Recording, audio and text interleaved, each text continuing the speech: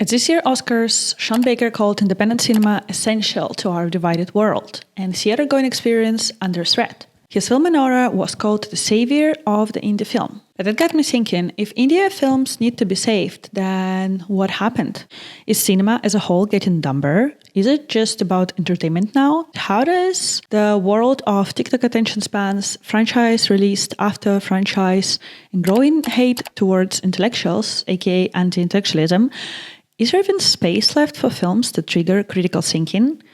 So in today's video, we will talk about the rise of anti-intellectualism and what it's doing to modern movies and how do indie film studios contribute to the commodification of independent cinema by selling you authenticity in sleek packaging.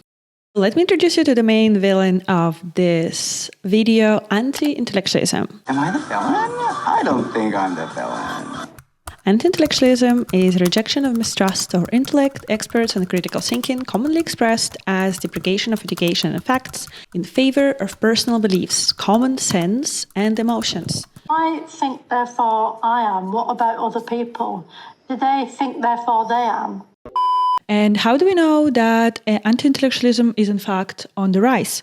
Well, there are usually signs, like increased mistrust in institutions, including universities and government, polarization of society, rising of populism, and undermining of intellectuals to appeal to simple people, which all goes not so well together with the information overload that we get from social media.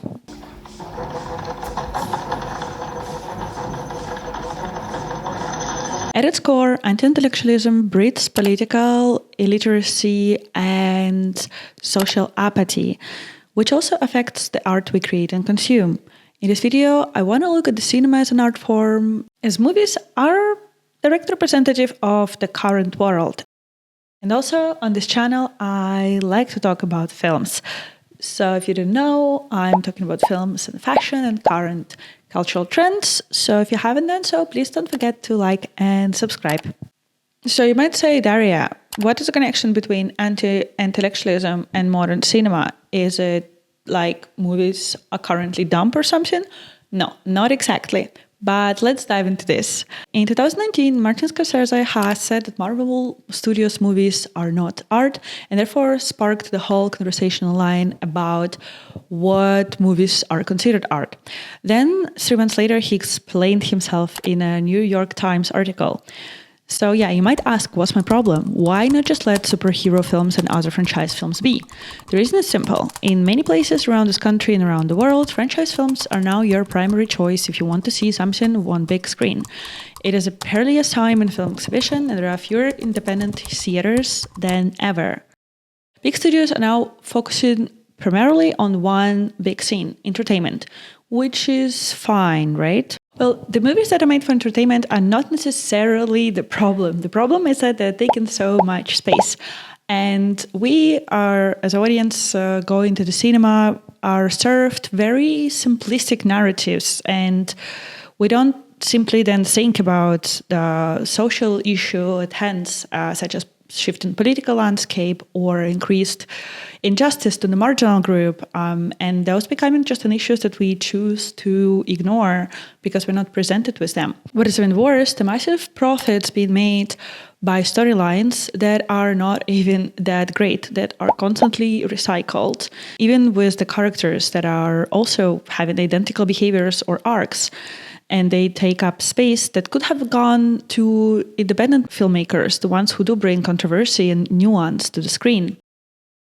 It's obvious that the big commercial studios are recycling their storylines, prioritizing profit above all else. But it's also happening in independent film industry. With the most recent A24 release, I started feeling that it is the case. Hear me out.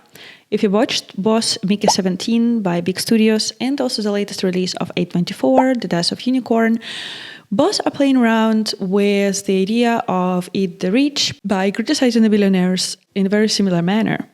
But even here, I think that the story recycling might not be the biggest of our problems.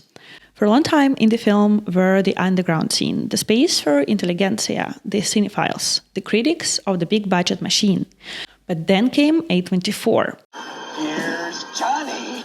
For those who don't know, A24 is distribution and production of company. And in the last decade or so, they became like a synonymous to the indie film. Saying that you're into A24 became a status symbol. It means that you are intellectual or at least a cool kid around the block. So not like a regular mom, I'm a cool mom. And that was because of the A24's marketing as a connoisseur of the auteur cinema and independent film that they created themselves, and the promise to make films that left different from the mainstream. The auteur cinema is a theory first emerged in the 1950s with the Cahiers du Cinéma. The film critics writing for the influential French magazine. Auteur means author in French, and the theory suggests that the director to a film is what an author to a book. Their personal vision and style can be consistently traced across the body of work. And of course, A24 has a couple of directors that could be named auteur directors, but if you've seen multiple A24 movies, very often you can tell that it's A24 movie, not because of the recognizable voice of the director, but recognizable voice of the studio itself, because it has its own aesthetic. So it's almost like it's not the director is an auteur, but the studio itself. Even though I am generally happy that A24 brought directors like Ari Aster or Robert Eggers to the world, I think that they're fundamentally profit-driven. I don't think the studio operates on some higher mission to support auteur cinema. Let's look at the data or the examples. So, for example, Eggers' Lighthouse, it came out of the same year as A24 major release Midsommar. Yet the two were treated very differently. Midsommar is more colorful, accessible, and emotionally straightforward. And it had broader commercial appeal, so it received a bigger budget and wider theatrical release. A24 leaned into its marketability. Meanwhile, The Lighthouse was smaller, weirder, riskier, and it didn't get the same push. There is nothing inherently wrong with wanting to prioritize the movies that they want to sell. But it's important to remember that even by championing auteur cinema, they still pick the works that they can market and monetize, therefore being pretty much the same as the major studios who operate only for profit, even though originally A24 were built to rebel against them.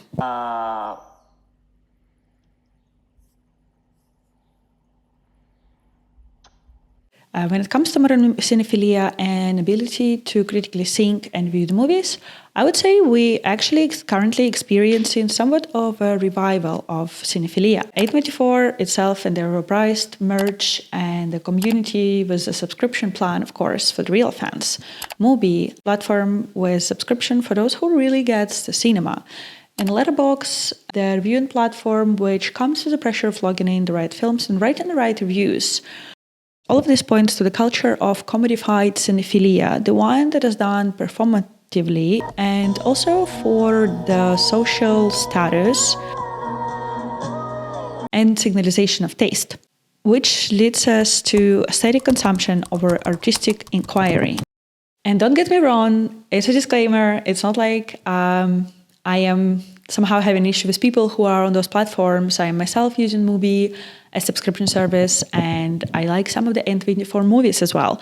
It's more about the point of this video, which is that it's more problematic to think about modern day cinephilia that is about the appearance and aesthetic of liking something instead of genuinely, and also like consuming it, instead of genuinely liking it and enjoying it, while the industry that is behind it basically profits from it of the hype. You know, I'm surprised. I know a lot more of these movies than I thought. I didn't have much film culture.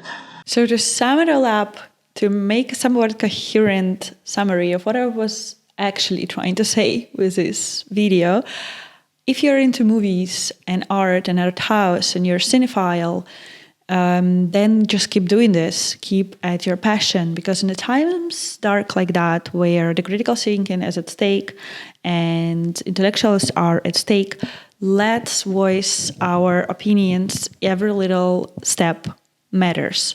One important thing that A24, Neon, and others made for us is that they created a space for younger generation to fall in love with cinema. They have cultivated a community where people can engage, discuss, and feel part of something bigger. So just like the Sean Baker pointed out in his film, this is a foundation for the future generation cinephiles to grow and eventually maybe even become filmmakers themselves. Where did we fall in love with the movies? At the movie theater. Watching a film in the theater with an audience is an experience. We can laugh together, cry together, scream and fright together, perhaps sit in devastated silence together. And for all of us, when we can, please watch movies in the theater, and let's keep the great tradition of the movie-going experience alive and well.